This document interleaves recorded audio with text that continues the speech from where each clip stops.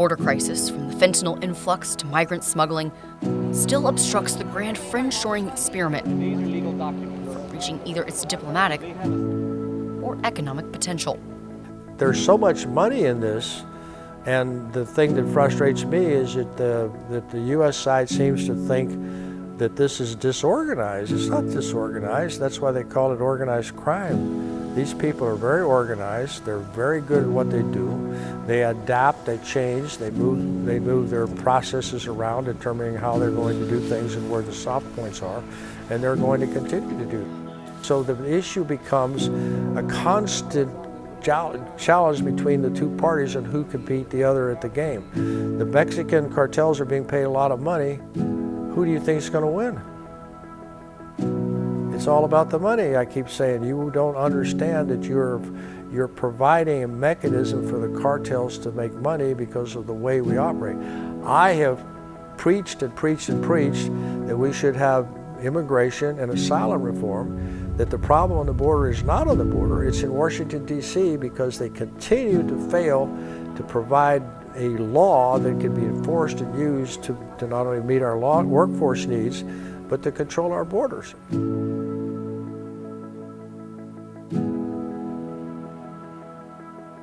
Stephen Moore, you were one of the original architects of the Trump tax cuts, and you are currently an advisor to the former president's campaign. So going forward with his future trade relationships, he's talked a big talk about these universal tariffs. But as we've seen, the relationship with Mexico is incredibly important, and it was further strengthened under USMCA, which he helped negotiate. What do you foresee in a second term, and what do you think he's interested in? Well, I think one of the things we learned on this trip and going to the border and seeing what's happening in terms of both the migration of people, but also the migration of goods, is how incredibly impactful trade with Mexico is. Americans underappreciate how important both NAFTA and free trade, the new free trade agreement was. And it's critical for jobs. It's critical for our GDP. And it doesn't subtract from people's ability to find jobs. I think it actually improves the overall economy and creates good jobs. So I would advise Trump to go after our enemies and adversaries. That would be China and Russia. But when it comes to some of our most important partners and allies like Mexico, let's trade with them.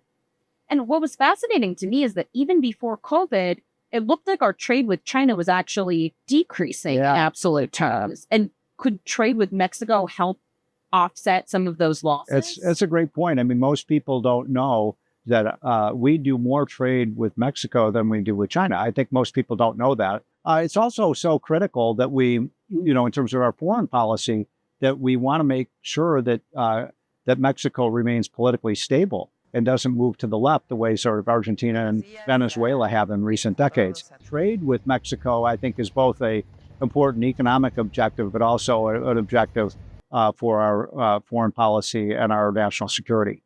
We've seen at least 10 million illegal migrants cross into the country under the Biden-Harris administration. President Trump's day one priority would be to reverse all of the Biden border policies in hopes of he wants to carry out the largest deportation strategy in history. In what way does the illegal migrant crisis impact our current economic growth, which is slowing in recent years, and how would resolving it influence future growth? I think what's so sad about Joe Biden is he's so contaminated our immigration system by just letting anybody come in that Americans have reacted hostilely to that. I mean, we believe in the rule of law. I think most Americans would agree that immigrants are good for our society and our economy, but not if they're coming in. We don't know who they are, as Trump would say, whether they might be criminals, they might be terrorists, they might be people who we can't take care of everybody in the world. They're not sending their best. Right. And so what we need to do, and I think Trump agrees with this, is let's get control of the border. I'm not a big fan of mass deportation. I think those who've committed crimes or gone on welfare here that are not contributing to our society, I think we need to deport them, but not people who are working. But the most important thing is, as you just said, we've got to get back a secure border, not a closed border, but a secure border. Kamala, our great border czar, who's the worst in history. But now with a new administration coming into the White House, who prioritizes the border. We're going to fix our borders. We're going to fix everything about our country. And one can only hope national security and international trade can change for the better and thrive.